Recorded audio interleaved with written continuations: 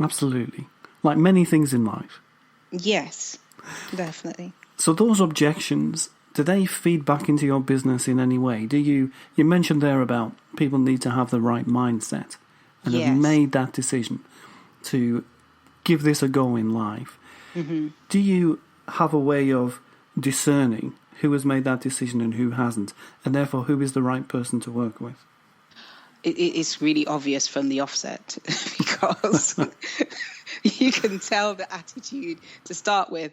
So I'll say to them, okay, we need to start with looking at what you already eat. Oh, I love everything I eat. I wouldn't change anything. So then we need them to come back when they're ready to change. So it's quite easy. Or even if don't say that, you'll say, right, we'll have to go through everything in your cupboard and find out what's suitable for vegans and what's not.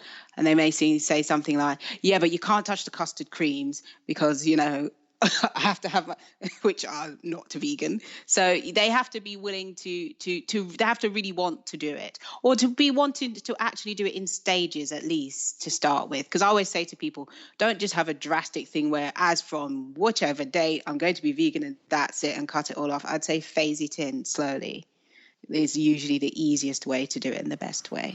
Absolutely. How much of a role does health and fitness play in people making that decision? To be honest, when I've done the How to Become a Vegan workshops, one of the questions I go around the room usually and ask, people at random or those who want to share what has brought them here today. And a lot of the stories are quite sad, actually. And it's 99% of the time, it's something linked to health. There was a brother and a sister who came to one of my workshops, and their dad had passed away from cancer, and so had a lot of people in their family. And they said, we want to break the cycle, and we think the reason for this is something linked to what we eat, because we don't eat very well. So we're here to learn how to take meat out of our diet, meat and fish. So it's 99% of the time, it's always something to do with health that has brought people there. Always. Yeah. And that must be an amazing thing to help people with. Yeah, it is. It is very much so. You're giving them that other option in life to try something else and change what they perhaps fear is a fate. Yes, definitely. So we've mentioned one great moment there. What are the other best moments of being a vegan cook? I think trying new recipes. I love eating. I try not to eat too much, but I love trying out new recipes. And the kind of new doors that open up as a result of me doing this, all sorts of different things I've been able to do, like, because of this, I have a column in a magazine, and I kind of look at the magazine and I think, that's me. It's kind of strange. And then sometimes my friends will say, well, one of my friends, she was in a hairdresser's, and she sent me a picture on WhatsApp. And she said, so I was in the hairdressers and I was reading a magazine and this is what I saw. She said, you didn't tell me. So being able to do things like that. The magazine is a great platform because I get to share information about healthy eating, about veganism and so forth. That opportunity came, and lots of other things, being able to do things on television and radio and in the media, and just to be able to help people as well. It's been great. I've been writing different books and stuff like that. It's quite exciting. So it's opened up a lot of doors, loads of doors. Yeah, I can imagine. And what comes across is the passion that you have for what you do. Oh, thank you. It really does, and I think that's always the most powerful thing we can have in any business. Yes. There are so many people working in life in jobs perhaps they don't love. And so for you to be able to do this every day and play with your experimental cooking and develop new recipes and also help people, it's a great thing. Thank you. What have been the toughest moments? We've spoken a bit there about the great points. What about the toughest moments creating a business from something which isn't obvious to people right away, I'm guessing? I think one of the toughest moments is for 4 years I had it still repeats, in a cooking show in America called Kirly Sue's Kitchen. And I used to go there every year to record the shows, and it was quite hard work because of the location. So I had to fly from London to Chicago. You can't fly directly there because it's in one of those, at the beginning of The Wizard of Oz, when they're like in the middle of, you think, where is this place? It's kind of like there. There's just like a massive studio in the middle of wherever, on 80 something acres of land and stuff. So I have to fly from London to Chicago and then change planes. And then you fly from Chicago to St. Louis, Missouri. And then I usually stay overnight in a hotel, and then they send transportation to pick me up. And then it's a 2.5 hour drive to get there. So it's quite a punishing journey to get there. Then when I get there, usually before they come and the transportation comes to pick me up, I have to run around and get all the ingredients. Now, bearing in mind, they don't have a Tesco or a Waitrose. So there's only Walmart. There's Walmarts, there's Trader Joe's, That's there's right. all sorts of different great supermarkets there, the huge supermarkets. So it was getting to kind of learn the different ingredients and which are the brands to buy, what, because they have like huge versions of everything, their sizes. So it's getting to learn their ingredients and the names. So for example, we'll say tomato puree and they'll say tomato paste. So if you go into the shop and ask for tomato puree, they may not know what you're talking about. So it was, learning all the different names for things and stuff. So that was kind of tough going. But as I kept doing it, it got easier and easier. What I found to be also easier is having people come with me. So I've got 3 sisters, 1 older sister and 2 younger sisters. So for usually when I fly to the States, my sister Claudia, who's my younger sister, comes with me. The last time I went, my older sister came as well, Audrey. So we all 3 of us went, and that made it easier because you've got more support. Because sometimes when I think, oh, I'm going crazy, I can't think of another recipe, they can say, right, I'll do this, I'll do that. So that was tough.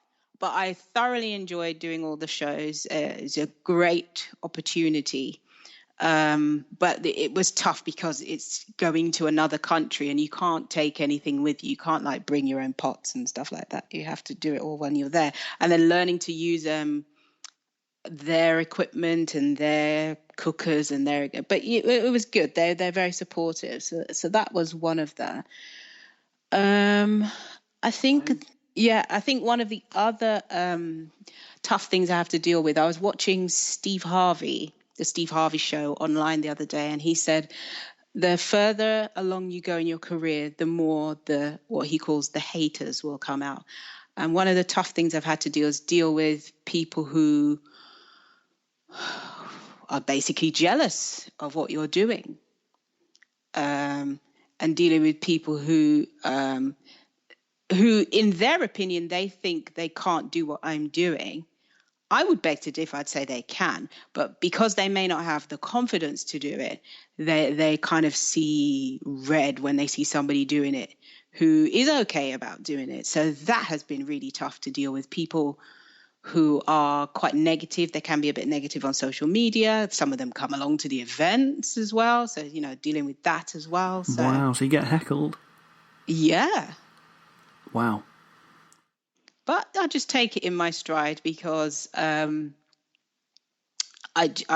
realize that the higher up you go, the more of this you will get. So it's just learning to deal with it.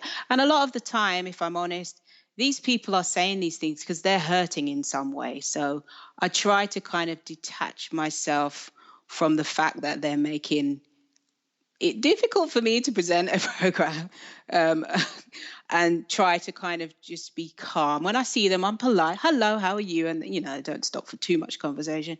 But, that kind of comes with the territory. If you're in the public eye, these things will come. So it's Absolutely. tough, but you just learn to deal with it, really.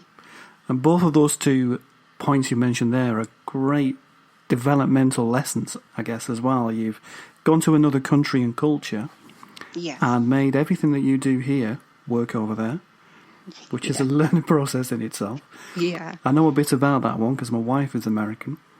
Oh, So it is a lot different. And then you've had to deal with heckling and people looking at you in a negative way because you are now doing positive things. Mm-hmm. And both of those are really big lessons to go through. I think one thing social media shows us is every kind of human. So because it reflects humanity, you know, we have great people and we have people who are hurting and want to lash out at someone. And if you represent something that they can lash out at, they will. Yes. But you do a good job. You know, when we're quite used to researching people online and looking at their brand online, and you're all positive. Thank you. And that's a really good thing, because some people do. We see lots of celebrities every week getting involved and fighting negativity with negativity. No, I would never do that. It's a good thing. Yeah, it just fuels it. It does. Yeah, it makes the fire burn brighter, doesn't it? It just goes on. Oh, definitely, yeah. So we mentioned there a little bit about social media and taking your message overseas. So how has the web itself helped you grow your career? Immensely. Social media is just such a great way to get messages out to different people, to kind of virtually meet different people, and to have various platforms as well. I've been able to do a lot of different things through just basically people finding me on Facebook, Twitter, LinkedIn, Instagram, all of those, YouTube. I have a YouTube channel as well. All of those present lots of different opportunities, because basically, for example, if I upload a video to YouTube, it can be seen anywhere in the world. So, for example, last week I posted a video and I sent the link to my cousin in Jamaica. So she said, oh, we watched that, and then we watched a few of her other videos. So it's just amazing how you can connect with so many people around the world in such a short space of time. Absolutely. Did the web help you go and present on TV overseas at all? No. That was a different thing. No. How I got to do the television thing is I was a news anchor in America for a while. And the producers of for the channel that I did the cooking show on is called 3ABN. The people from 3ABN saw me on the news program, and at the time when I was there, they asked me if I could come and do some shows for them. I wasn't able to do it at the time, and they when I later on, I think it was a couple of years later, I wrote my first cookbook. And then I thought, oh, hang on. They were asking me if I could do some vegan cooking shows for them. So I emailed them and I said, do you remember me? I've just written a cookbook, blah, blah, blah. And they just emailed back and said, get on a plane and come. Wow. Come and do this big journey. Yeah. Via Chicago and everything else. Yeah. That's great. So that was traditional networking, really, in the old sense. Yeah? Mm-hmm. Yeah. So when you look at everything that's helped grow your career, what has been the most powerful? Is it a certain channel or social media account online, or is it traditional networking? I think it's a combination of things. Definitely the networking makes a big difference, because as much as there is social media, you cannot beat face-to-face. Face-to-face is always the number one form of communication. That is always great. I think because I have a lot of things in the public domain, that does help, because each one is a channel for people to find me and what I do. So that makes a big difference. And also I do lots of interviews and for magazine, television, radio, and so forth. And that is another way that helps as well, for people to find out about me and what I do and what, my books and so forth as well.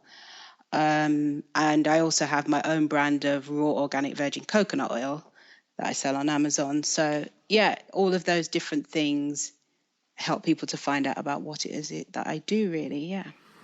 And all of them come from that core message that you have. Yes. We should try a vegan diet.